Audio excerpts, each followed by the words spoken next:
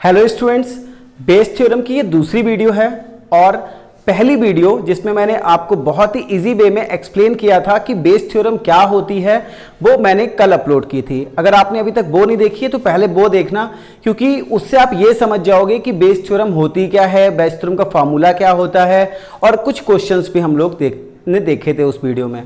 अभी इस वीडियो में हम लोग क्या देखने वाले हैं कि मैंने सोचा कि आपको प्रीवियस ईयर क्वेश्चंस कराऊं बेस थ्योरम के, लेकिन जब मैं प्रीवियस ईयर क्वेश्चंस देखने गया तो मुझे बहुत सारे ऐसे क्वेश्चंस मिले रिपीटेड जो कि एनसीईआरटी के ही थे।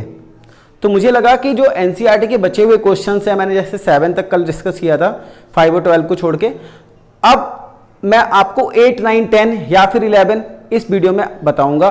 तो आप ध्यान से समझना, क्योंकि ये टफ नहीं है। एक बात तो जान लो कि ये टफ नहीं है, बस इसकी लैंग्वेज हमें पकड़नी पड़ती है। वो मैं आपको समझाऊंगा कि कैसे लैंग्वेज को समझना है और कैसे क्वेश्चन को करना है। तो बहुत ध्यान से आप वीडियो को देखो, बहुत इजी लगेगा और ये सच में इजी टॉपिक है अगर आप इसको एक बार समझ लेते हैं तो। अब मैं स्टार्ट कर रहा हूं क्वेश्चन नंबर 8, आप भी मेरे साथ में रीड करिएगा। A factory has 2 machines A and B. Past record shows that machine A produced 60% of the item of output and machine B produced 40% of the item. तो एक मशीन प्रोड्यूस कर रही है 40%, उसको मान लेते हैं कि मशीन प्रोड्यूस 60% ऑफ आइटम्स, और E2 है एक दूसरी मशीन प्रोड्यूस कितना प्रोड्यूस कर रही है 40% ऑफ आइटम। तो ये मशीन A है और ये मशीन B है। इस तरीके से आपको पता है कि मशीन A जो है वो 60% कर रही है और जो मशीन B है वो 40% कर रही है। दूसरी इन्होंने बोला है कि 2% of the item produced by machine A and 1% produced by B were defective. तो दोनों में कॉमन बात है, जैसे कि मैंने पिछली वीडियो में भी बात करी थी, कॉमन बात पकड़ दी है, उसको A लेना है। ठीक है, डिफेक्टिव आइटम। ठीक, अभी क्या करना है कि पहले तो हमें ये चूज करना है कि मशीन किस तरीके से चूज हो सकती है। तो देखो E1 जो 60% है तो 60/100 हो जाएगा, जो E2 40% है तो 40/100 हो जाएगा। क्लियर। अब डिफेक्टिव आइटम की बात करिए तो इन्होंने कहा है कि जो डिफेक्टिव आइटम होते हैं वो होते हैं पहली मशीन से कितना आपको दिया गया है 2%, तो आप लिखोगे 2/100। कल भी मैंने एक बात बताई थी, आज भी बता रहा हूं, कट मत करना, अगर कट करोगे तो प्रॉब्लम आएगी। और ये हो गया आपका 1/100, ऐसे ही लिखा रहने दो। अब ये बात तो हो गई। अब पूछा क्या है क्वेश्चन में, देखो ध्यान से, what is the probability that it was produced by machine B. Machine B मतलब E2, तो E2 से प्रोड्यूस करा गया है और है कैसा, डिफेक्टिव। हमें ये निकालना है कि E2 से प्रोड्यूस करा गया है और डिफेक्टिव है। तो कैसे निकालोगे आप, देखो फॉर्मूला कल भी मैंने आपको बताया था कि पूरा फॉर्मूला आपको ऐसे लिखना है, PE2 डॉट PAE2, ये तो ऊपर आ गया और बचा जितना भी सब कुछ नीचे आ जाएगा, E1 PAE1 plus PE2 PAE2। Clear, इतनी बात क्लियर हो गई। अभी क्या करना है, E2 की वैल्यू कितनी है 40/100 और ये कितना है आपका PAE2 1/100। पुट करते जा रहे हैं, देखो ध्यान से, कट करा होता ना तो यही कैलकुलेशन बहुत बड़ी पड़ती। फिर आपका ये हो गया 60/100 इंटू 2/100 प्लस 40/100 इंटू 1/100। अब कुछ लोग ना गलती कर देते हैं, ऊपर नीचे वाले को ऐसे 40 कट कर देते हैं, पहले हमें ऐड करना पड़ेगा। तो ऊपर देखो हो जाएगा 40/40 लगा लिए, नीचे 120/40 लगा लो, इधर 40/40 लगा लो, ऐड कर लो। तो ये 40 और ये दोनों ही जब ऐड होके ना, ये 10,000 कैंसिल हो जाएगा और ये ऐड हो गया 160, कट कर लो, 1/4 आपका आंसर हो जाएगा। एक बार फिर समझ लो कि जो भी मशीन A है, मशीन B है, E1 E2 लेना है, डिफेक्टिव आइटम जो कॉमन है उसको A लेना रहेगा। E1 जो भी दिया गया था E2 निकाला, डिफेक्टिव वाले का दिया गया, अब बोला गया कि सेकंड मशीन से है तो E2A, फॉर्मूला आपको हर बार ऐसे लगाना है, जो कुछ भी पूछा गया है वो ऊपर, बाकी बचा हुआ सब नीचे।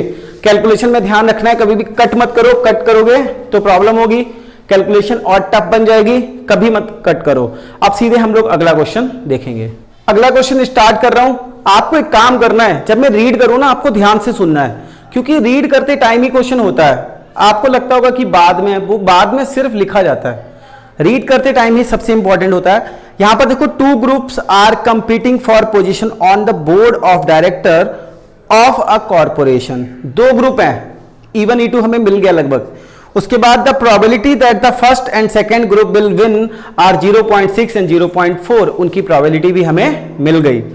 Further if the first group wins the probability of introducing new product is 0.7 and corresponding probability is 0.3 if the second group wins. Find the probability that the new product introduced was by the second group. यानी कि A जो हम लोग निकालते हैं वो भी हमें मिल गया, वो क्या है, नया प्रोडक्ट लॉन्च होना। तो देखो हम लोग बहुत आराम से लिखेंगे, E1 आपका हो गया ग्रुप A ले लो, E2 हो गया चलो ग्रुप 1 ले लेते हैं, और E2 हो गया ग्रुप 2, ठीक है। ए आप ले लिया, आपने ले लिया इंट्रोड्यूस न्यू, क्या है, introduce new product, introduce new product. तीनों चीजें जो जरूरत होती है वो हमें पता चल गई। अब हमें क्या करना है, सबकी प्रोबेबिलिटी देखनी है। PE1 की प्रोबेबिलिटी कितनी हो जाएगी, E1 की प्रोबेबिलिटी 0.6 बोला गया है, E2 की प्रोबेबिलिटी 0.4 बोला गया है, ठीक। E1 ये बोला गया है कि अगर नया E1 रहता है तो 0.7 चांस है, और E2 रहता है तो चांस है 0.3। अब हम लगाएंगे, अब इन्होंने हमसे पूछा क्या है कि अगर सेकंड रहता है, यहां पे अगर सेकंड रहता है तो वो नया प्रोडक्ट इंट्रोड्यूस करेगा, इसकी क्या प्रोबेबिलिटी है। तो हम लोग लगा रहे हैं यहां पे Bayes theorem, using Bayes theorem. देखो बेस थ्योरम क्या होगी, यहां पे सिंपल सी बेस थ्योरम लग जाएगी। आपको बस फॉर्मूला याद भी नहीं करना, मेरे साथ बस समझना है एक बार। आप देखो कैसे, PE1 यहां पे E2 है तो E2 PAE2, ठीक, upon E1 dot PAE1 plus PE2 PAE2। Clear, इतनी बात क्लियर हो गई। अब आप देखो PE2 0.4 है और AE2 0.3 है, अपॉन ये कितना है 0.6, 0.7, 0.4, 0.3, बस मल्टीप्लाई करा के आंसर आने वाला है हम लोग का। आप देखो यहां से हो जाएगा आपका 1 पॉइंट, यहां पे 4 3 जा 12 होगा, 2 डिजिट के बाद पॉइंट लगेगा, 0.12 हो गया। ये 4 6 जा 7 6 जा आपका हो जाएगा ये 42, ठीक है, 42, 2 डिजिट के बाद पॉइंट, 4 3 जा 12, ये भी इस तरीके से। तो 0.12, 0.54 कट कर लो, 12 और 54 है तो हम लोग कोशिश कर लेते हैं, चलो 2 से कट करें अगर तो आ जाएगा आपका 6 और 27, 3 से कट कर लें तो 2 और 9, 2/9 आ गया। तो आपने देखा कि क्वेश्चन कुछ नहीं है, अगर आपने सही से रीड करके ये तीनों चीजें समझ ली कि क्या है तो बेस थ्योरम का क्वेश्चन बहुत आसान होगा। 4 नंबर का आया तब तो बहुत ही आसान आपका आएगा कि लैंग्वेज भी कम होगी। एक एग्जाम्पल है आपके एनसीईआरटी में, वो कई बार पेपर में आया, तो वो भी हम लोग देख लेते हैं एग्जाम्पल, जिससे कि आपको ना प्रॉब्लम ना हो। मैं चाहता हूं कि जैसे अगर आप कंप्लीट कर रहे हो तो आप पूरा अच्छे से कंप्लीट करो, एक एक चीज आप कर लो, जिससे कि आपका ये टॉपिक क्लियर हो जाए। और आप जब प्रीवियस ईयर क्वेश्चंस लगाओ, जो आपने पेपर दिया था वो लगाओ, तभी भी आपका बेस थ्योरम का क्वेश्चन हो जाए। अब आप ये क्वेश्चन देखो, इसमें लिखा हुआ है कि a man is known to speak truth 3 out of 4 times. एक इंसान है जो 3 बार सच बोलता है 4 बार में से, मतलब एक बार वो झूठ बोल देता है। He throws a die and report that it is a 6। उसने एक डाई फेंका और बोला कि 6 आया, और find the probability that it is actually a 6। अब आपके मन में ये रहेगा कि ये बेस का थ्योरम को कैसा क्वेश्चन है, तो ये बिल्कुल अलग है, इसीलिए मैं करा रहा हूं, ठीक है। इसके बाद में अगला भी जो एनसीईआरटी का वो भी कराऊंगा, बट ये अलग था तो मुझे लगा कि आपको मैं करा दूं, तो और बहुत बार पेपर में आया है, तो इसलिए मैं आप इसको ध्यान से समझना। आप अभी थोड़ी देर में समझ जाओगे, अभी आपको नहीं पता चल रहा होगा कि बेस का है या कैसे है, लेकिन अभी थोड़ी देर में जब मैं आपको एक्सप्लेन करूंगा तो आपको पता चल जाएगा। अब आप यहां पर देखो कि ये जो इंसान है वो क्या रिपोर्ट कर रहा है, 6 आया। अब वो 6 आया नहीं आया उससे मतलब नहीं है, लेकिन वो कॉमन बात है कि वो रिपोर्ट कर रहा है कि 6 आया। तो एक कंडीशन होगी कि 6 आएगा इवन, कि 6 अकर, 6 आएगा, और एक कंडीशन होगी कि 6 नहीं आएगा, 6 डज नॉट अकर।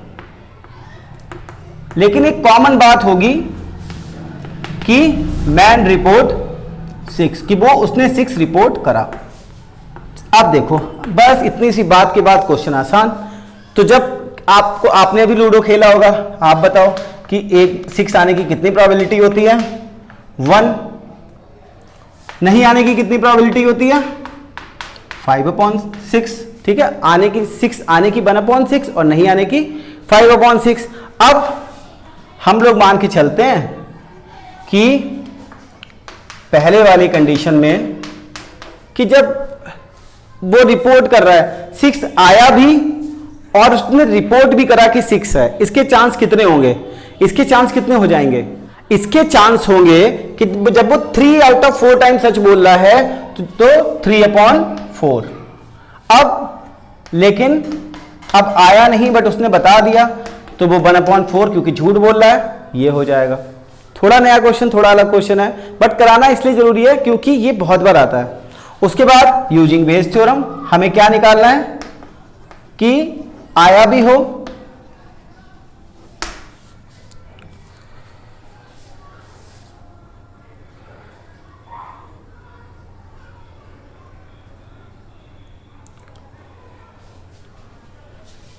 हमें क्या निकालना है कि एक्चुअल में आया भी हो, तो हमें क्या करना पड़ेगा, यहां पे E1 A निकालना है, ठीक है। तो हमें क्या करना है, P E1 dot P A E1 upon P E1 dot P A E1 plus P A E2 P dot A E2। अब जल्दी जल्दी वैल्यू पुट कर लेते हैं, यहां लिख लेता हूं मैं, ठीक है। तो E1 की वैल्यू आपने निकाली थी खुद से ही 1/6 और P इसकी हो गई 3/4 अपॉन P E1 और A ये इसकी भी तो सेम है 1/6 इंटू 3/4 प्लस 5/6 इंटू 1/4। इस क्वेश्चन का आंसर जो भी आए कैलकुलेट करके कमेंट सेक्शन में बता देना, तो मुझे पता चल जाएगा कि आप जो है वो क्लास ध्यान से देख रहे हो। और इसका आंसर ऐसा नहीं होगा कि आप कमेंट में लिखने में आपको प्रॉब्लम हो, तो आप आसानी से लिख भी सकते हो। तो जो पिछला क्वेश्चन था वो तो आपने बहुत बार देखा ही होगा, लेकिन जो अगला मैं ये कराने जा रहा हूं ये भी आपने एग्जाम्स की जब एग्जाम में जब प्रैक्टिस कर रहे होगे तो काफी टाइम देखा होगा आपने। आप ये देखो question number 10। Suppose a girl throw a die, if she gets 5 or 6 she tosses a coin 3 times and note the number of heads. If she gets 1 2 3 4, she tosses a coin once and note whether a head or tail is obtained. If she obtained exactly 1 head, what is the probability that she threw 1 2 3 4 with the die? तो हमारा एक event E हो गया E1, जिसको हम लोग लिखेंगे C gets 5 और 6। एक दूसरा हो गया C gets 1 2 3 और 4, या तो उसको 1 2 3 4 मिला या फिर उसको 5 6 मिला। तो इसके बाद हमें देखना है ए क्या है। ए हमारा है गेटिंग एग्जैक्टली 1 हेड, ठीक है। तो इन तीनों की बात कर लेते हैं। तो अगर हम लोग इवन निकालना पड़े इसकी प्रोबेबिलिटी, तो टोटल कितने होते हैं, 6 आउटकम होते हैं ना एक डाई में, तो ये हो जाएगा आपका 2/6 और दूसरा वाला आपका हो जाएगा 4/6। क्लियर। उसके बाद हमें निकालना है कि एग्जैक्टली 1 हेड मिले। तो पहले देखो हमें चाहिए A E1, तो A1 में कितनी बार उसने टॉस करा है, थोड़ा ये ध्यान दो, उसने 3 बार एक कॉइन को थ्रो करा है। एग्जैक्टली 1 का मतलब एक ही बार हेड हो तो HTT मिल सकता है, THT मिल सकता है, और आपका H और उधर चला जाए TTH मिल सकता है। और ये टोटल होते कितने हैं जब 3 बार कॉइन टॉस किया जाता है? 8। आपको पता होगा 2 की पावर 3 कर देते हैं। तो मैं इस क्वेश्चन को थोड़ा शॉर्ट में बता देता हूं। तो ये आपका हो जाएगा 3/8, और E2 जब करोगे तो सिर्फ कॉइन एक ही बार टॉस किया जा रहा है, तो एक बार में या तो हेड आएगा या टेल, तो उसका हो जाएगा 1/2। इन सभी के साथ में तो आप लोग को फॉर्मूला कौन सा लगाना है? अगर 1 2 3 4 किया गया मतलब E2, आपको E2A निकालना है। बेस थ्योरम का फॉर्मूला आपको पता है, आप निकाल लेना। मेरा पर्पस सिर्फ ये है कि आपको बेस थ्योरम समझ आ जाए कि ये सब चीजें क्या, क्योंकि इसके बाद की कैलकुलेशन तो शायद आप लोग जानते होंगे या कर सकते हो, लेकिन ये वाली चीज समझना मुश्किल पड़ता है। तो ऐसी आगे और कौन से टॉपिक्स की वीडियो आप चाहते हो वो कमेंट कर देना, और इनके आंसर्स अगर आपके आते हैं तो वो भी कमेंट करना। उससे मुझे ये लगेगा कि हाँ आप पढ़ रहे हो, जो मैं मेहनत कर रहा हूं आपके साथ में, तो आप भी मुझे उसी तरीके से रिस्पॉन्स कर रहे हो। और विश्वास करो, अगर आपने सही से मेहनत करी तो कंपार्टमेंट आपका अच्छे मार्क्स से क्लियर होगा, लेकिन मेहनत से, वीडियो देखने से नहीं, सिर्फ आपको खुद लगना पड़ेगा। जैसी ये वीडियो ओवर होती है जाके अपना प्रैक्टिस करो, पूरे सभी के सभी क्वेश्चंस को खुद लगा कर देखो। सबसे बड़ी गलती आप लोग यही करते हो कि आपको लगता है कि बस हम वीडियो देख लें, पूरे दिन वीडियो देखते रहो, लेकिन उससे कुछ नहीं होगा। आपको करना यही है कि लिमिटेड टाइम के लिए वीडियो देखने के बाद अपने आप प्रैक्टिस करनी है, उसी से आपका एग्जाम क्लियर होगा और डेफिनेटली होगा। Thanks for watching.